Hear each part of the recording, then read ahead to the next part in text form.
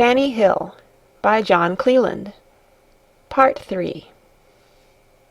Charles, already disposed by the evidence of his senses to think my pretences to virginity not entirely apocryphal, smothers me with kisses, begs me, in the name of love, to have a little patience, and that he will be as tender of hurting me as he would be of himself. Alas! It was enough I knew his pleasure to submit joyfully to him, whatever pain I foresaw it would cost me. He now resumes his attempts in more form. First he put one of the pillows under me, to give the blank of his aim a more favourable elevation, and another under my head, in ease of it. Then, spreading my thighs, and placing himself standing between them,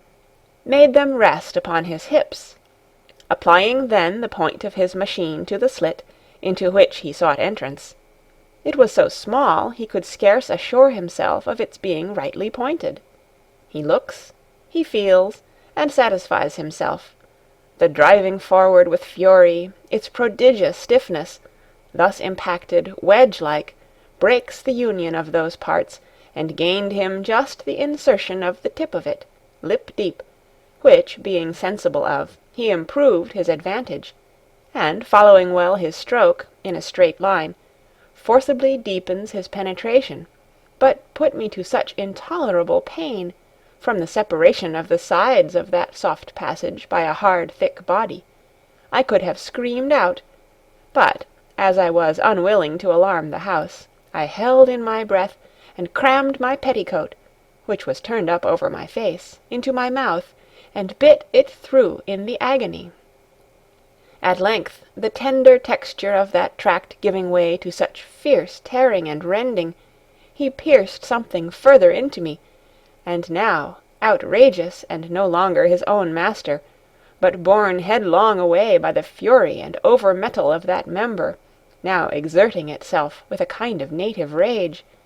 he breaks in, carries all before him, and one violent merciless lunge sent it, imbrued and reeking with virgin blood, up to the very hilt in me. Then all my resolution deserted me. I screamed out, and fainted away with the sharpness of the pain, and, as he told me afterwards, on his drawing out, when emission was over with him, my thighs were instantly all in a stream of blood that flowed from the wounded, torn passage.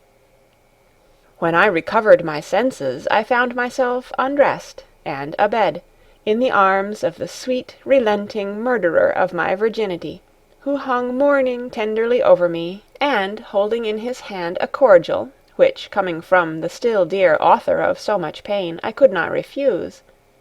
My eyes, however, moistened with tears, and languishingly turned upon him, seemed to reproach him with his cruelty, and ask him if such were the rewards of love.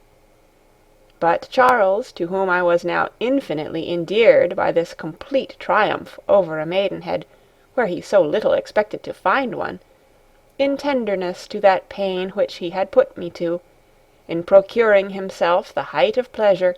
smothered his exultation, and employed himself with so much sweetness, so much warmth, to soothe, to caress, and comfort me in my soft complainings, which breathed, indeed, more love than resentment,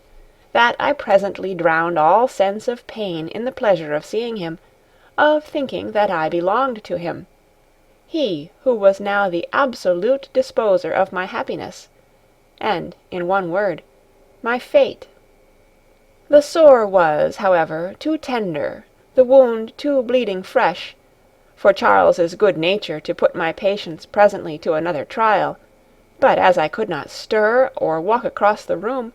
he ordered the dinner to be brought to the bedside, where it could not be otherwise than my getting down the wing of a fowl and 2 or 3 glasses of wine, since it was my adored youth who both served and urged them on me, with that sweet irresistible authority with which love had invested him over me. After dinner, and as everything but the wine was taken away, Charles very impudently asks a leave, he might read the grant of in my eyes, to come to bed to me, and accordingly falls to undressing, which I could not see the progress of without strange emotions of fear and pleasure. He is now in bed with me the first time, and in broad day, but when thrusting up his own shirt and my shift, he laid his naked glowing body to mine. Oh, insupportable delight! Oh, superhuman rapture! What pain could stand before a pleasure so transporting? I felt no more the smart of my wounds below, but, curling round him like the tendril of a vine, as if I feared any part of him should be untouched or unpressed by me, I returned his strenuous embraces and kisses with a fervour and gust only known to true love, and which mere lust could never rise to.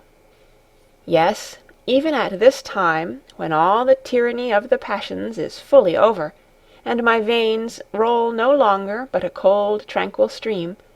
the remembrance of those passages that most affected me in my youth still cheers and refreshes me. Let me proceed, then. My beauteous youth was now glued to me in all the folds and twists that we could make our bodies meet in, when, no longer able to rein in the fierceness of refreshed desires, he gives his steed the head, and gently insinuating his thighs between mine, stopping my mouth with kisses of humid fire, makes a fresh irruption, and renewing his thrusts, pierces, tears, and forces his way up the torn, tender folds that yielded him admission with a smart little less severe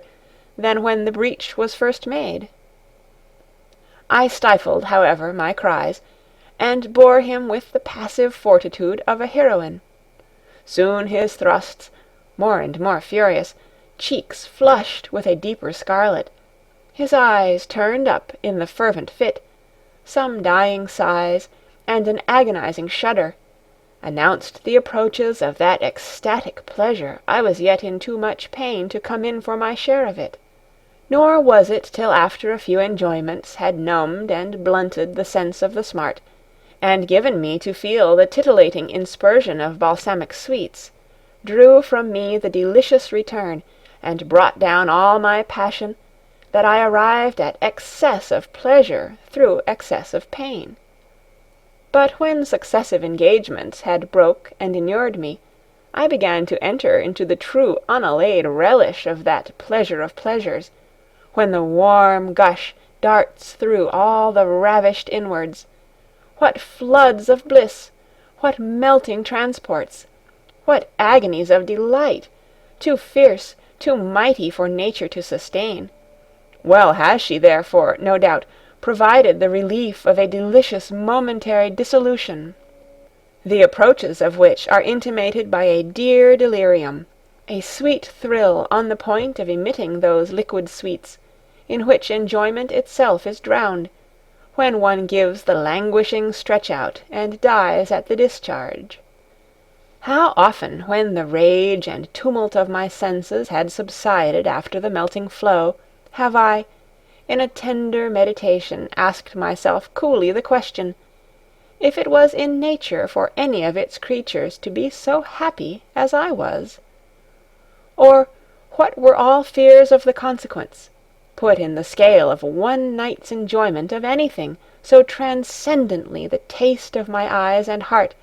as that delicious, fond, matchless youth?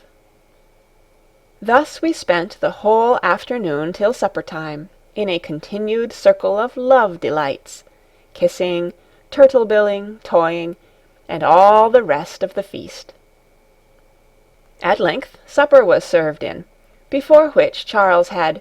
for I do not know what reason, slipped his clothes on, and, sitting down by the bedside, we made table and tablecloth of the bed and sheets, whilst he suffered nobody to attend or serve but himself. He ate with a very good appetite, and seemed charmed to see me eat. For my part, I was so enchanted with my fortune, so transported with the comparison of the delights I now swam in, with the insipidity of all my past scenes of life, that I thought them sufficiently cheap at even the price of my ruin, or the risk of their not lasting.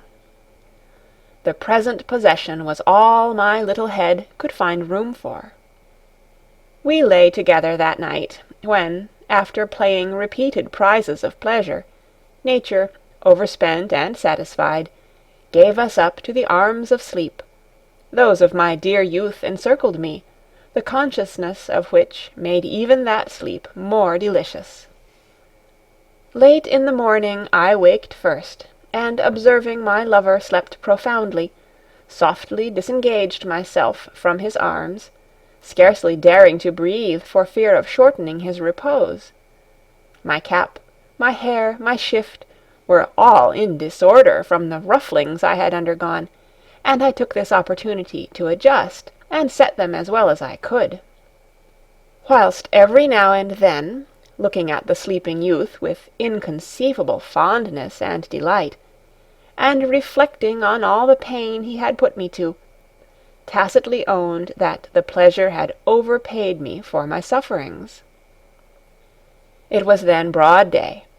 I was sitting up in the bed, the clothes of which were all tossed or rolled off by the unquietness of our motions, from the sultry heat of the weather, nor could I refuse myself a pleasure that solicited me so irresistibly as this fair occasion of feasting my sight with all those treasures of youthful beauty I had enjoyed, and which lay now almost entirely naked, his shirt being trussed up in a perfect wisp, which the warmth of the room and season made me easy about the consequence of. I hung over him enamoured indeed, and devoured all his naked charms with only 2 eyes, when I could have wished them at least 100,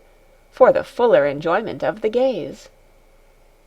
Oh, could I paint his figure as I see it now, still present to my transported imagination! A whole length of an all-perfect manly beauty in full view. Think of a face without a fault, glowing with all the opening bloom and vernal freshness of an age in which beauty is of either sex, and which the first down over his upper lip scarce began to distinguish. The parting of the double ruby pout of his lips seemed to exhale an air sweeter and purer than what it drew in. Ah, what violence did it not cost me to refrain the so tempted kiss! Then a neck exquisitely turned, graced behind and on the sides with his hair, playing freely in natural ringlets, connected his head to a body of the most perfect form and of the most vigorous contexture, in which all the strength of manhood was concealed and softened to appearance by the delicacy of his complexion, the smoothness of his skin, and the plumpness of his flesh. The platform of his snow-white bosom, that was laid out in a manly proportion, presented, on the vermilion summit of each pap, the idea of a rose about to blow. Nor did his shirt hinder me from observing that symmetry of his limbs, that exactness of shape, in the fall of it towards the loins, where the waist ends, and the rounding swell of the hips commences, where the skin, sleek, smooth, and dazzling white, burnishes on the stretch over firm, plump, ripe flesh that crimped and ran into dimples at the least pressure, or that the touch could not rest upon, but slid over, as on the surface of the most polished ivory. His thighs, finely fashioned, and with a florid glossy roundness, gradually tapering away to the knees, seemed pillars worthy to support that beauteous frame, at the bottom of which I could not, without some remains of terror, some tender emotions too, fix my eyes on that terrible machine which had, not long before, with such fury broke into, torn, and almost ruined those soft, tender parts of mine that had not yet done smarting with the effects of its rage. But behold it now, crestfallen, reclining its half-capped vermilion head over one of his thighs, quiet, pliant, and to all appearance incapable of the mischiefs and cruelty it had committed. Then the beautiful growth of the hair, in short and soft curls round its root, its whiteness, branched veins, the supple softness of the shaft as it lay foreshortened, rolled and shrunk up into a squab thickness, languid, and borne up from between his thighs by its globular appendage, that wondrous treasure-bag of nature's sweets, which, rivalled round and pursed up in the only wrinkles that are known to please, perfected the prospect, and altogether formed the most interesting moving picture in nature, and surely infinitely superior to those nudities furnished by the painters, statuaries, or any art, which are purchased at immense prices, whilst the sight of them in actual life is scarce sovereignly tasted by any but the few whom nature has endowed with a fire of imagination, warmly pointed by a truth of judgment to the spring-head, the originals of beauty, of nature's unequalled composition, above all the imitation of art, or the reach of wealth to pay their price. But everything must have an end. A motion made by this angelic youth, in the listlessness of going off sleep, replaced his shirt and the bedclothes in a posture that shut up that treasure from longer view. I lay down then, and carrying my hands to that part of me in which the objects just seen had begun to raise a mutiny that prevailed over the smart of them, my fingers now opened themselves an easy passage, but long had I not time to consider the wide difference there, between the maid and the now finished woman, before Charles waked, and, turning towards me, kindly inquired how I had rested, and, scarce giving me time to answer, imprinted on my lips one of his burning rapture kisses, which darted a flame to my heart, that from thence radiated to every part of me, and presently, as if he had proudly meant revenge for the survey I had smuggled of all his naked beauties, he spurns off the bedclothes, and, trussing up my shift as high as it would go, took his turn to feast his eyes on all the gifts nature had bestowed on my person. His busy hands, too, ranged intemperately over every part of me. The delicious austerity and hardness of my yet unripe budding breasts, the whiteness and firmness of my flesh, the freshness and regularity of my features, the harmony of my limbs, all seemed to confirm him in his satisfaction with his bargain. But when curious to explore the havoc he had made in the centre of his over-fierce attack, he not only directed his hands there, but with a pillow put under, placed me favourably for his wanton purpose of inspection. Then who can express the fire his eyes glistened, his hands glowed with, whilst sighs of pleasure and tender broken exclamations were all the praises he could utter. By this time his machine, stiffly risen at me, gave me to see it in its highest state and bravery. He feels it himself, seems pleased at its condition, and, smiling loves and graces, seizes one of my hands and carries it, with a gentle compulsion, to his pride of nature, and its richest masterpiece. I, struggling faintly, could not help feeling what I could not grasp, a column of the whitest ivory, beautifully streaked with blue veins and carrying, fully uncapped, a head of the liveliest vermilion. No horn could be harder or stiffer, yet no velvet more smooth or delicious to the touch. Presently he guided my hand lower, to that part in which nature and pleasure keep their stores in concert, so aptly fastened and hung on to the root of their first instrument and minister, that not improperly he might be styled their purse-bearer too. There he made me feel distinctly, through their soft cover, the contents, a pair of roundish balls, that seemed to play within, and elude all pressure but the tenderest from without. But now this visit of my soft warm hand in those so sensible parts had put everything into such ungovernable fury that, disdaining all further preluding and taking advantage of my commodious posture, he made the storm fall where I scarce patiently expected, and where he was sure to lay it. Presently then, I felt the stiff insertion between the yielding, divided lips of the wound, now open for life, where the narrowness no longer put me to intolerable pain, and afforded my lover no more difficulty than what heightened his pleasure. In the strict embrace of that tender, warm sheath, round the instrument it was so delicately adjusted to, and which, now cased home, so gorged me with pleasure that it perfectly suffocated me, and took away my breath. Then the killing thrusts, the unnumbered kisses, every one of which was a joy inexpressible,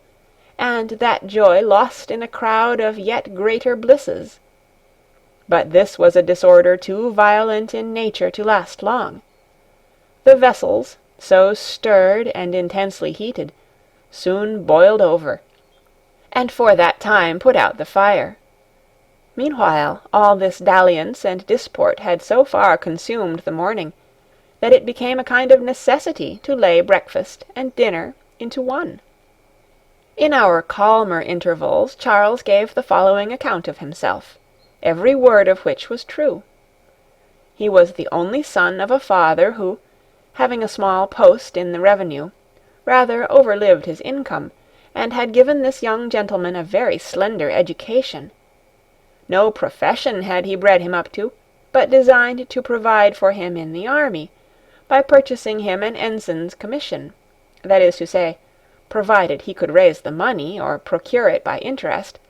either of which clauses was rather to be wished than hoped for by him.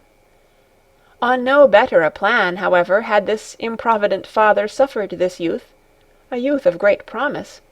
to run up to the age of manhood, or near it at least, in next to idleness, and had, besides, taken no sort of pains to give him even the common premonitions against the vices of the town, and the dangers of all sorts, which wait the unexperienced and unwary in it. He lived at home, and at discretion with his father, who himself kept a mistress, and for the rest, provided Charles did not ask him for money, he was indolently kind to him. He might lie out when he pleased, any excuse would serve, and even his reprimands were so slight that they carried with them rather an air of connivance at the fault than any serious control or constraint. But, to supply his calls for money, Charles, whose mother was dead, had, by her side, a grandmother who doted upon him. She had a considerable annuity to live on, and very regularly parted with every shilling she could spare to this darling of hers, to the no little heartburn of his father, who was vexed, not that she by this means fed his son's extravagance, but that she preferred Charles to himself, and we shall too soon see what a fatal turn such a mercenary jealousy could operate in the breast of a father. Charles was, however, by the means of his grandmother's lavish fondness, very sufficiently enabled to keep a mistress so easily contented as my love made me, and my good fortune, for such I must ever call it, threw me in his way, in the manner above related, just as he was on the look-out for one. As to temper, the even sweetness of it made him seem born for domestic happiness. Tender, naturally polite and gentle-mannered, it could never be his fault if ever jars or animosities ruffled a calm he was so qualified in every way to maintain or restore. Without those great or shining qualities that constitute a genius, or are fit to make a noise in the world, he had all those humble ones that compose the softer social merit. Plain common sense, set off with every grace of modesty and good nature, made him, if not admired, what is much happier, universally beloved and esteemed. But as nothing but the beauties of his person had at first attracted my regard and fixed my passion, neither was I then a judge of that internal merit, which I had afterward full occasion to discover, and which perhaps, in that season of giddiness and levity, would have touched my heart very little, had it been lodged in a person less the delight of my eyes and idol of my senses. But to return to our situation. After dinner, which we ate abed in a most voluptuous disorder, Charles got up, and taking a passionate leave of me for a few hours, he went to town, where, concerting matters with a young sharp lawyer, they went together to my late venerable mistress's, from whence I had, but the day before, made my elopement, and with whom he was determined to settle accounts in a manner that should cut off all after-reckonings from that quarter. Accordingly they went, but on the way the Templar, his friend, on thinking over Charles's information, saw reason to give their visit another turn, and, instead of offering satisfaction, to demand it. On being let in, the girls of the house flocked round Charles, whom they knew, and from the earliness of my escape, and their perfect ignorance of his ever having so much as seen me, not having the least suspicion of his being accessory to my flight, they were, in their way, making up to him, and as to his companion, they took him probably for a fresh cully. But the Templar soon checked their forwardness, by inquiring for the old lady, with whom, he said, with a grave judge-like countenance, that he had some business to settle. Madam was immediately sent down for, and the ladies being desired to clear the room, the lawyer asked her severely if she did know, or had not decoyed under the pretence of hiring as a servant, a young girl, just come out of the country, called Frances or Fanny Hill, describing me withal as particularly as he could from Charles's description. It is peculiar to vice to tremble at the enquiries of justice, and Mrs. Brown, whose conscience was not entirely clear upon my account, as knowing as she was of the town, as hackneyed as she was in bluffing through all the dangers of her vocation, could not help being alarmed at the question, especially when he went on to talk of a justice of peace, Newgate, the Old Bailey, indictments for keeping a disorderly house, pillory, carting, and the whole process of that nature. She, who, it is likely, imagined I had lodged an informant against her house, looked extremely blank, and began to make 1,000 protestations and excuses. However, to a bridge, they brought away triumphantly my box of things, which, had she not been under an awe, she might have disputed with them, and not only that, but a clearance and discharge of any demands on the house, at the expense of no more than a bowl of arrack punch, the treat of which, together with the choice of the house conveniences, was offered and not accepted. Charles all the time acted the chance companion of the lawyer, who had brought him there, as he knew the house, and appeared in no wise interested in the issue, but he had the collateral pleasure of hearing all that I had told him verified, so far as the bawd's fears would give her leave to enter into my history, which, if one may guess by the composition she so readily came into, were not small. Phoebe, my kind tutoress Phoebe, was at that time gone out, perhaps in search of me, or their cooked-up story had not, it is probable, passed so smoothly.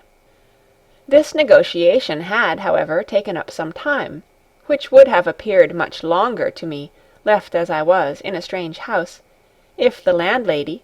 a motherly sort of woman to whom Charles had liberally recommended me, had not come up and borne me company.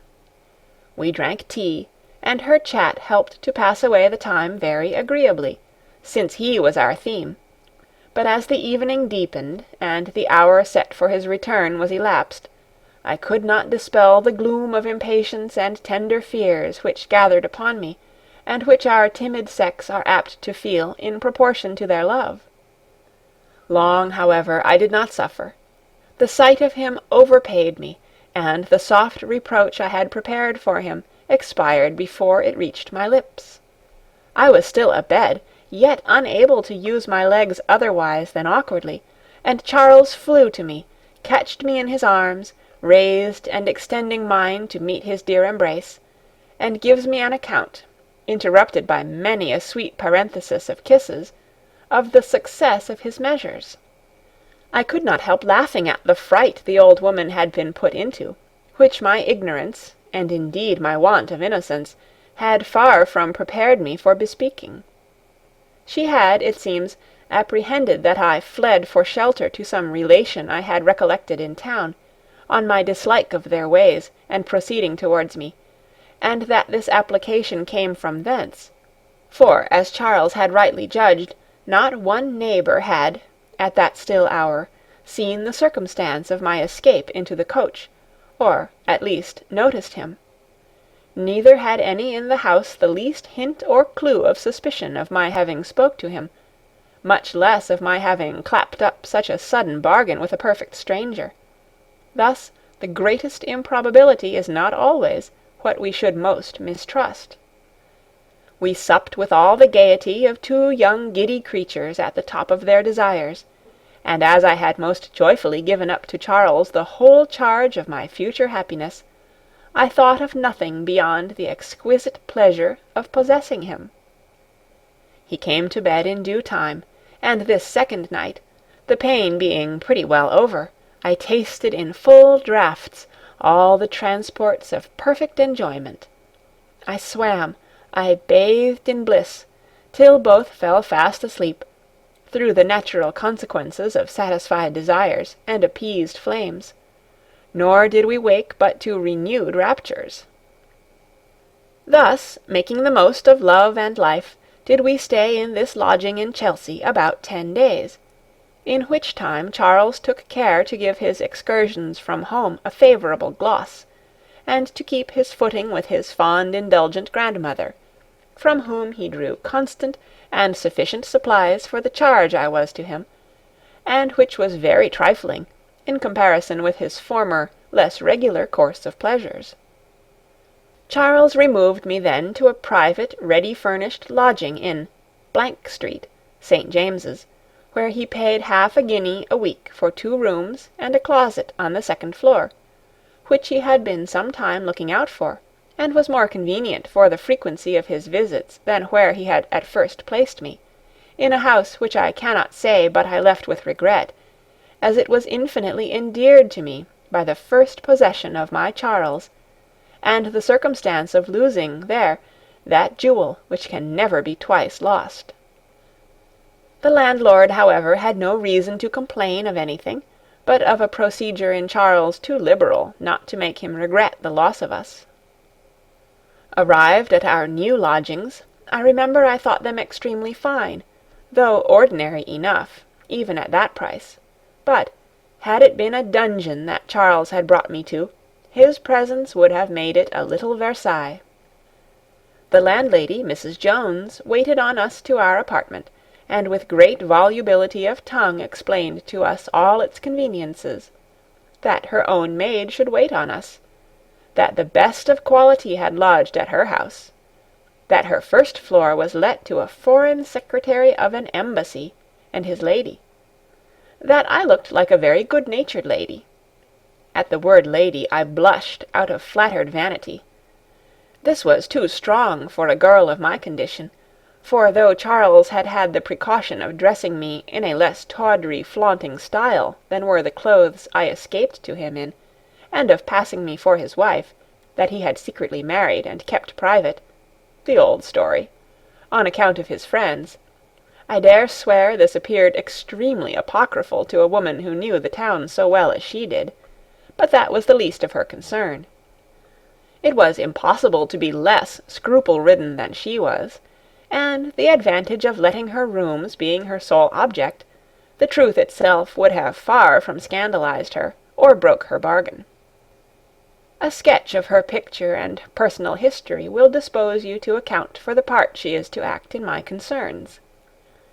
She was about 46 years old, tall, meagre, red-haired, with one of those trivial ordinary faces you meet with everywhere, and go about unheeded and unmentioned.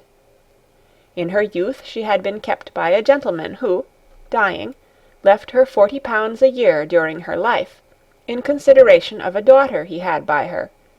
which daughter, at the age of 17, she sold, for not a very considerable sum neither, to a gentleman who was going on envoy abroad, and took his purchase with him,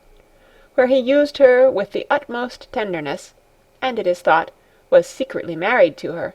but had constantly made a point of her not keeping up the least correspondence with a mother base enough to make a market of her own flesh and blood. However, as she had no nature, nor indeed any passion but that of money, this gave her no further uneasiness than, as she thereby lost a handle of squeezing presents, or other after advantages, out of the bargain. Indifferent, then, by nature of constitution, to every other pleasure but that of increasing the lump by any means whatever, she commenced a kind of private procuress, for which she was not amiss fitted, by her grave decent appearance, and sometimes did a job in the match-making way. In short, there was nothing that appeared to her under the shape of gain that she would not have undertaken. She knew most of the ways of the town, having not only herself been a pawn, but kept up constant intelligences in it, dealing, besides her practice in promoting a harmony between the two sexes, in private pawnbroking and other profitable secrets. She rented the house she lived in, and made the most of it by letting it out in lodgings. Though she was worth, at least, near 3 or 4,000 pounds, she would not allow herself even the necessaries of life, and pinned her subsistence entirely on what she could squeeze out of her lodgers. When she saw such a young pair come under her roof, her immediate notions, doubtless, were how she should make the most money of us, by every means that money might be made, and which, she rightly judged, our situation and inexperience would soon beget her occasions of. In this hopeful sanctuary, and under the clutches of this harpy, did we pitch our residence. It will not be mighty material to you, or very pleasant to me, to enter into a detail of all the petty cut-throat ways and means with which she used to fleece us. All which Charles indolently chose to bear with, rather than take the trouble of removing, the difference of expense being scarce attended to by a young gentleman who had no idea of stint, or even of economy, and a raw country girl who knew nothing of the matter. Here, however, under the wings of my sovereignly beloved, did I flow the most delicious hours of my life. My Charles I had, and in him everything my fond heart could wish or desire. He carried me to plays, operas, masquerades, and every diversion of the town, all of which pleased me indeed, but pleased me infinitely the more for his being with me, and explaining everything to me, and enjoying perhaps the natural impressions of surprise and admiration, which such sights, at the first, never fail to excite in a country girl, new to the delights of them. But to me they sensibly proved the power and full dominion of the sole passion of my heart over me, a passion in which soul and body were concentred, and left me no room for any other relish of life but love. As to the men I saw at those places, or at any other, they suffered so much in the comparison my eyes made of them with my all-perfect Adonis, that I had not the infidelity even of one wandering thought to reproach myself with upon his account. He was the universe to me, and all that was not him was nothing to me. My love, in fine, was so excessive, that it arrived at annihilating every suggestion or kindling spark of jealousy, for one idea only tending that way gave me such exquisite torment that my self-love and dread of worse than death made me for ever renounce and defy it. Nor had I indeed occasion, for were I to enter here on the recital of several instances wherein Charles sacrificed to me women of greater importance than I dare hint, which, considering his form, was no such wonder, I might indeed give you full proof of his unshaken constancy to me, but would not you accuse me of warming up again a feast that my vanity ought long ago to have been satisfied with?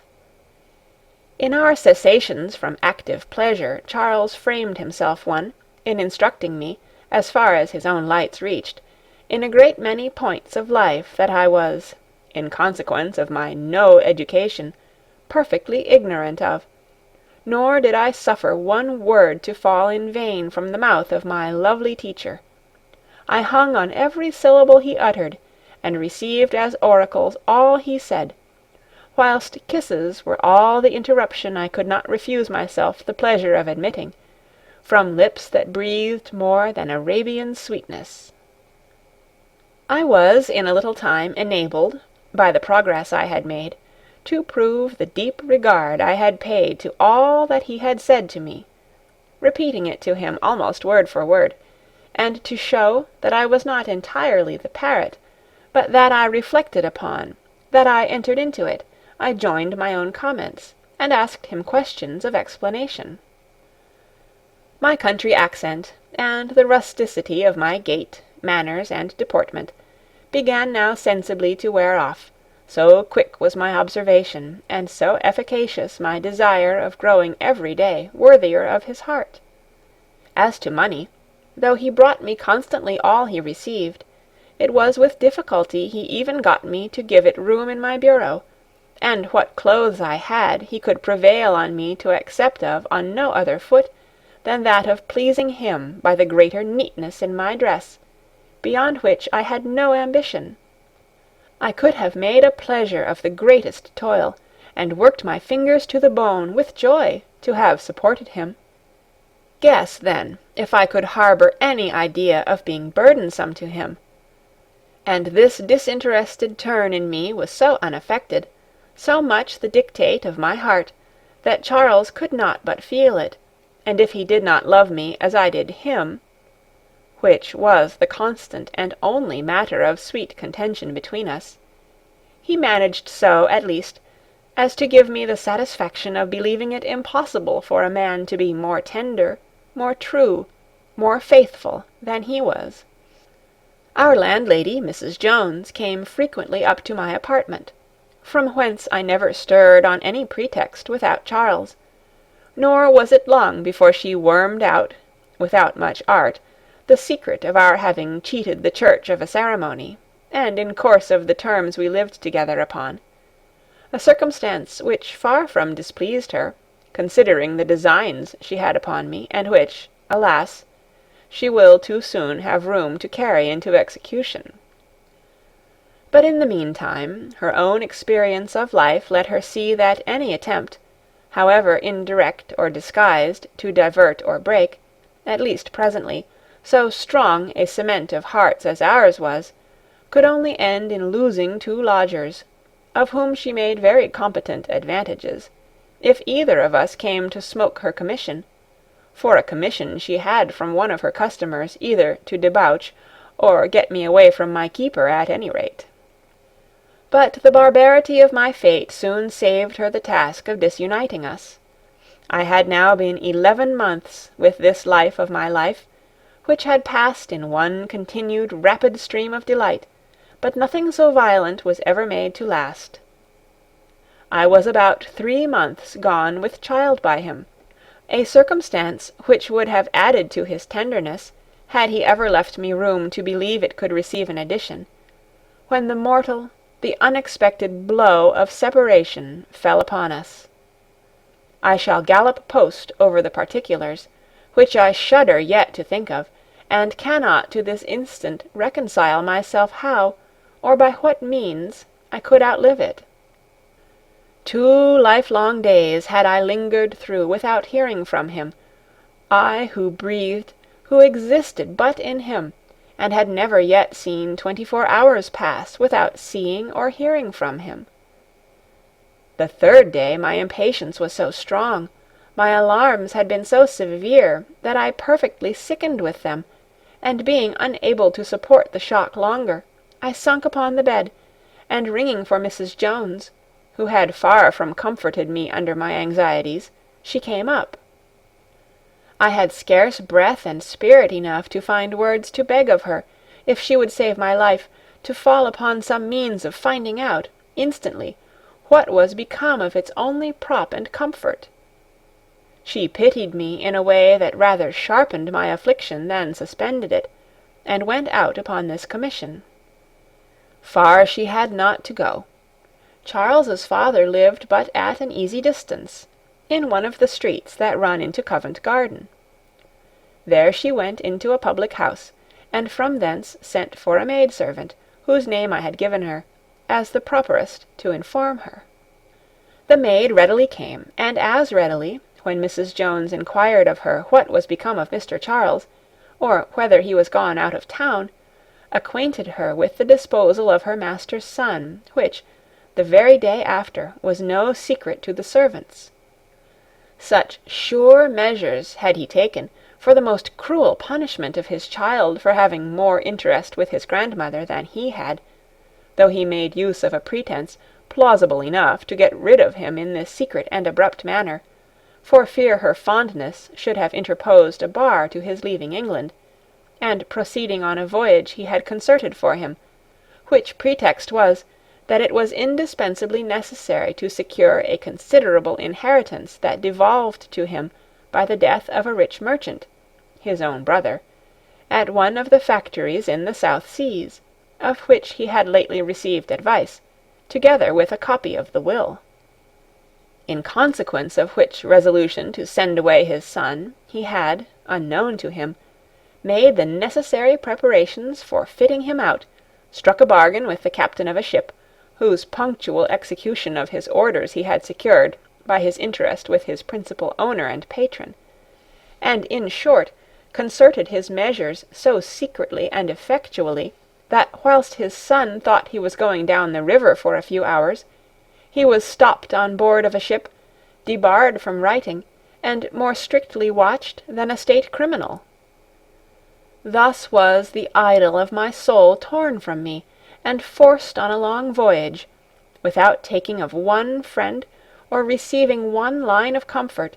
except a dry explanation and instructions from his father how to proceed when he should arrive at his destined port, enclosing withal some letters of recommendation to a factor there. All these particulars I did not learn minutely till some time after. The maid, at the same time, added that she was sure this usage of her sweet young master would be the death of his grandmamma, as indeed it proved true, for the old lady, on hearing it, did not survive the news a whole month, and as her fortune consisted in an annuity out of which she had laid up no reserves, she left nothing worth mentioning to her so fatally envied darling, but absolutely refused to see his father before she died. When Mrs. Jones returned, and I observed her looks, they seemed so unconcerned, and even near to pleased, that I half flattered myself she was going to set my tortured heart at ease by bringing me good news. But this, indeed, was a cruel delusion of hope. The barbarian, with all the coolness imaginable, stabbed me to the heart, in telling me, succinctly, that he was sent away at least on a 4 years' voyage. Here she stretched maliciously, and that I could not expect, in reason, ever to see him again, and all this with such pregnant circumstances that I could not help giving them credit, as in general they were, indeed, too true. She had hardly finished her report before I fainted away, and after several successive fits, all the while wild and senseless, I miscarried of the dear pledge of my Charles's love. But the wretched never die when it is fittest they should die, and women are hard-lived to a proverb. The cruel and interested care taken to recover me saved an odious life, which, instead of the happiness and joys it had overflowed in, all of a sudden presented no view before me of anything but the depth of misery, horror, and the sharpest affliction. Thus I lay 6 weeks, in the struggles of youth and constitution, against the friendly efforts of death, which I constantly invoked to my relief and deliverance, but which proving too weak for my wish, I recovered at length, though into a state of stupefaction and despair that threatened me with the loss of my senses and a madhouse. Time, however, that great comforter in ordinary, began to assuage the violence of my sufferings, and to numb my feeling of them. My health returned to me, though I still retained an air of grief, dejection, and languor, which, taking off the ruddiness of my country complexion, rendered it rather more delicate and affecting. The landlady had all this while officiously provided, and taken care that I wanted for nothing, and as soon as she saw me retrieved into a condition of answering her purpose, one day, after we had dined together, she congratulated me on my recovery, the merit of which she took entirely to herself, and all this by way of introduction to a most terrible and scurvy epilogue. "You are now," says she, "Miss Fanny, tolerably well, and you are very welcome to stay in the lodgings as long as you please. You see, I have asked you for nothing this long time, but truly I have a call to make up a sum of money, which must be answered." And with that presents me with a bill of arrears for rent, diet, apothecary's charges, nurse, etc., sum total £23, 17 and sixpence, towards discharging of which I had not in the world, which she well knew, more than 7 guineas, left by chance, of my dear Charles's common stock with me. At the same time she desired me to tell her what course I would take for payment. I burst out into a flood of tears, and told her my condition, adding that I would sell what few clothes I had, and that for the rest I would pay her as soon as possible. But my distress, being favourable to her views, only stiffened her the more. She told me very coolly that she was indeed sorry for my misfortunes, but that she must do herself justice, though it would go to the very heart of her to send such a tender young creature to prison. At the word prison every drop of my blood chilled, and my fright acted so strongly upon me that, turning as pale and faint as a criminal at the first sight of his place of execution, I was on the point of swooning. My landlady, who wanted only to terrify me to a certain point, and not to throw me into a state of body inconsistent with her designs upon it, began to soothe me again, and told me, in a tone composed to more pity and gentleness, that it would be my own fault if she was forced to proceed to such extremities. But she believed there was a friend to be found in the world who would make up matters to both our satisfactions, and that she would bring him to drink tea with us that very afternoon, when she hoped we would come to a right understanding in our affairs. To all this not a word of answer. I sat mute, confounded, terrified. Mrs. Jones, however, judging rightly that it was time to strike while the impressions were so strong upon me, left me to myself and to all the terrors of an imagination wounded to death by the idea of going to a prison,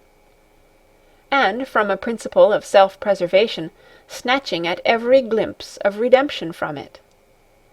In this situation I sat near half an hour, swallowed up in grief and despair, when my landlady came in, and observing a death-like dejection in my countenance, and still in pursuance of her plan,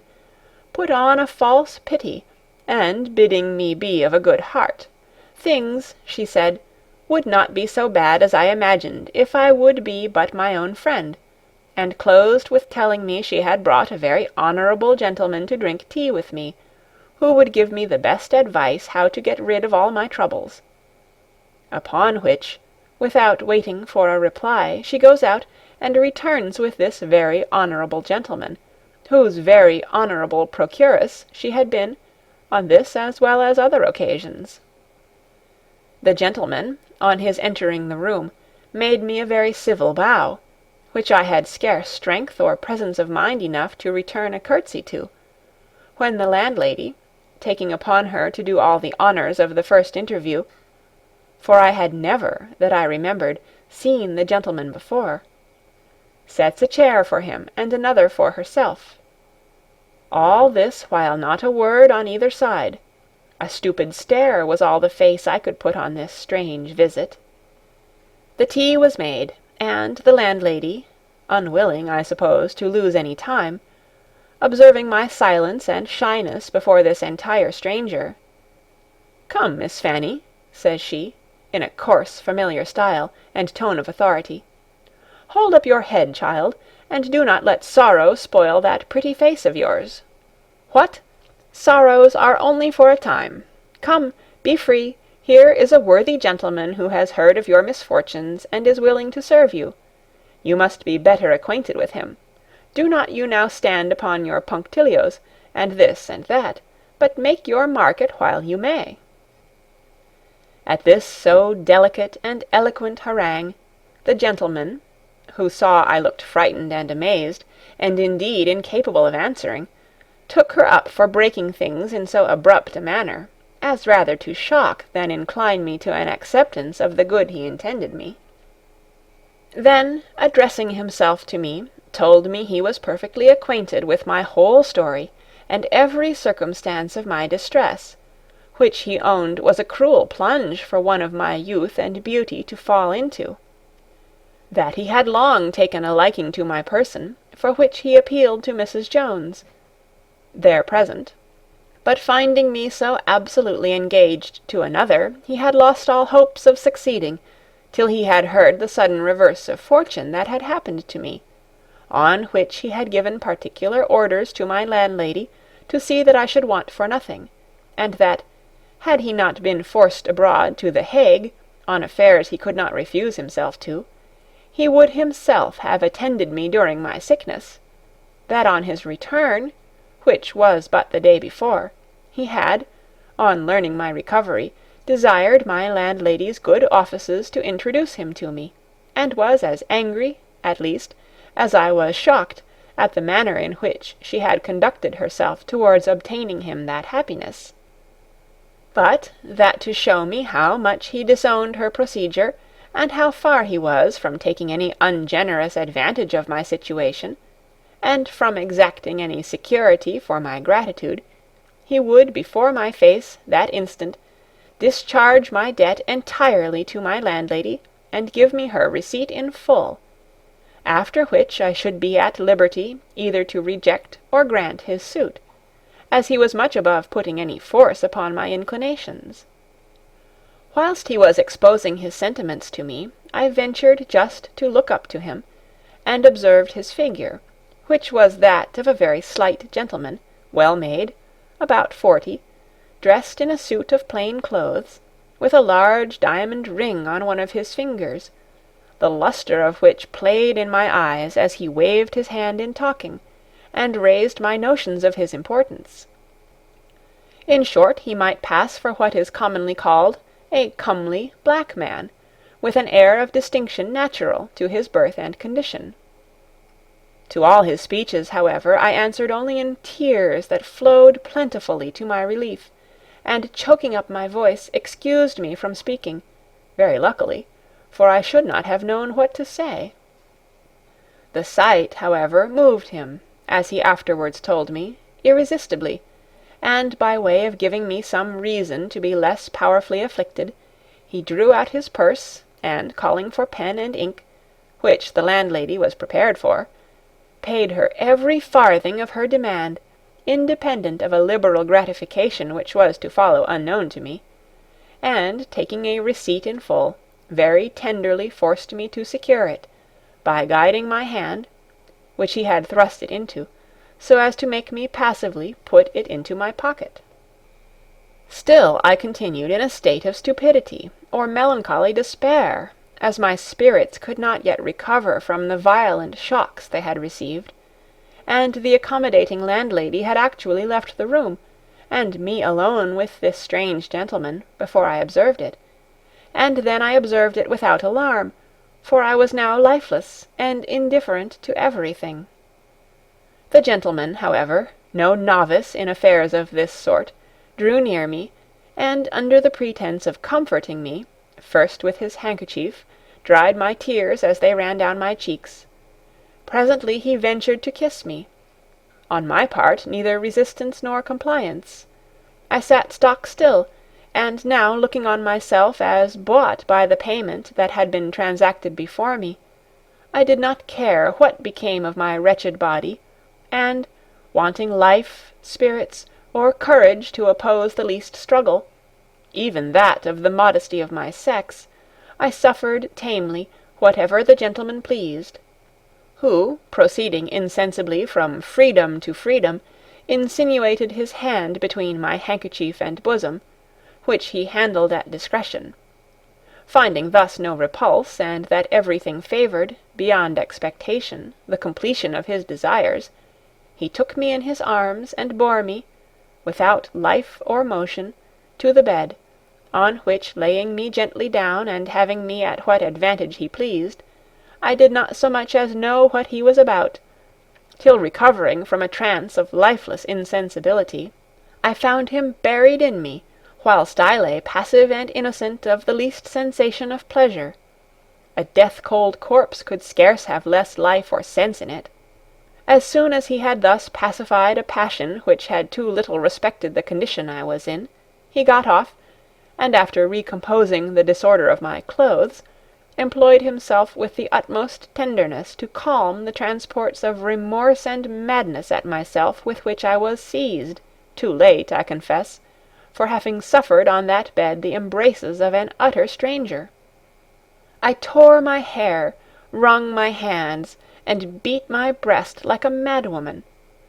But when my new master, for in that light I then viewed him, applied himself to appease me, as my whole rage was levelled at myself, no part of which I thought myself permitted to aim at him, I begged of him, with more submission than anger, to leave me alone, that I might, at least, enjoy my affliction in quiet. This he positively refused, for fear, as he pretended, I should do myself a mischief. Violent passions seldom last long, and those of women least of any. A dead still calm succeeded this storm, which ended in a profuse shower of tears. Had any one, but a few instants before, told me that I should have ever known any man but Charles, I would have spit in his face; or had I been offered infinitely a greater sum of money than that I saw paid for me, I had spurned the proposal in cold blood. But our virtues and our vices depend too much on our circumstances. Unexpectedly beset as I was, betrayed by a mind weakened by a long severe affliction, and stunned with the terrors of a jail, my defeat will appear the more excusable, since I certainly was not present at, or a party in any sense to it. However, as the first enjoyment is decisive, and he was now over the bar, I thought I had no longer a right to refuse the caresses of one that had got that advantage over me, no matter how obtained. Conforming myself then to this maxim, I considered myself as so much in his power, that I endured his kisses and embraces without affecting struggles or anger. Not that they as yet gave me any pleasure, or prevailed over the aversion of my soul to give myself up to any sensation of that sort. What I suffered out of a kind of gratitude, and as a matter of course, after what had passed. He was, however, so regardful as not to attempt the renewal of those extremities which had thrown me, just before, into such violent agitations; but, now secure of possession, contented himself with bringing me to temper by degrees, and waiting at the hand of time for those fruits of generosity and courtship, which he since often reproached himself with having gathered much too green, when, yielding to the invitations of my inability to resist him, and overborne by desires, he had wreaked his passion on a mere lifeless, spiritless body, dead to all purposes of joy, since, taking none, it ought to be supposed incapable of giving any. This is, however, certain. My heart never thoroughly forgave him the manner in which I had fallen to him,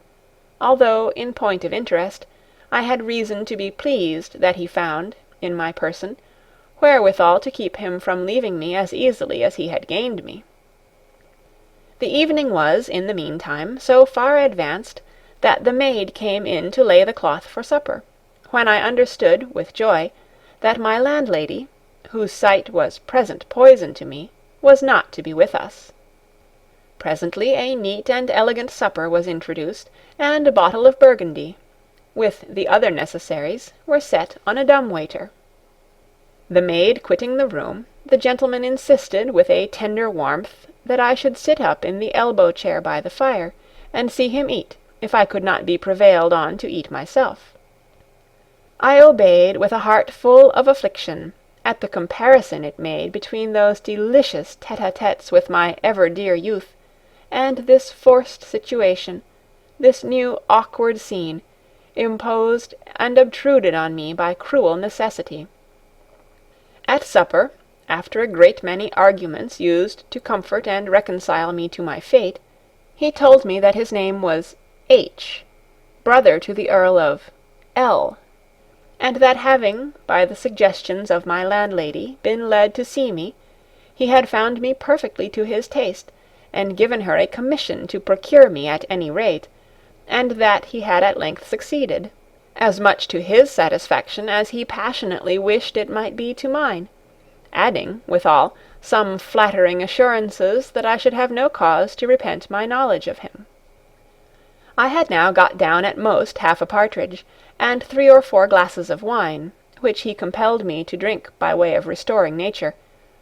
but whether there was anything extraordinary put into the wine, or whether there wanted no more to revive the natural warmth of my constitution and give fire to the old train, I began no longer to look with that constraint, not to say disgust, on Mr. H., which I had hitherto done, but withal there was not the least grain of love mixed with this softening of my sentiments. Any other man would have been just the same to me as Mr. H., that stood in the same circumstances, and had done for me, and with me, what he had done. There are not, on earth, at least, eternal griefs. Mine were, if not at an end, at least suspended. My heart, which had been so long overloaded with anguish and vexation, began to dilate and open to the least gleam of diversion or amusement. I wept a little, and my tears relieved me. I sighed, and my sighs seemed to lighten me of a load that oppressed me. My countenance grew, if not cheerful, at least more composed and free. Mr. H., who had watched, perhaps brought on this change, knew too well not to seize it. He thrust the table imperceptibly from between us, and, bringing his chair to face me, he soon began, after preparing me by all the endearments of assurances and protestations, to lay hold of my hands, to kiss me, and once more to make free with my bosom, which, being at full liberty from the disorder of a loose deshabille, now panted and throbbed, less with indignation than with fear and bashfulness at being used so familiarly by still a stranger.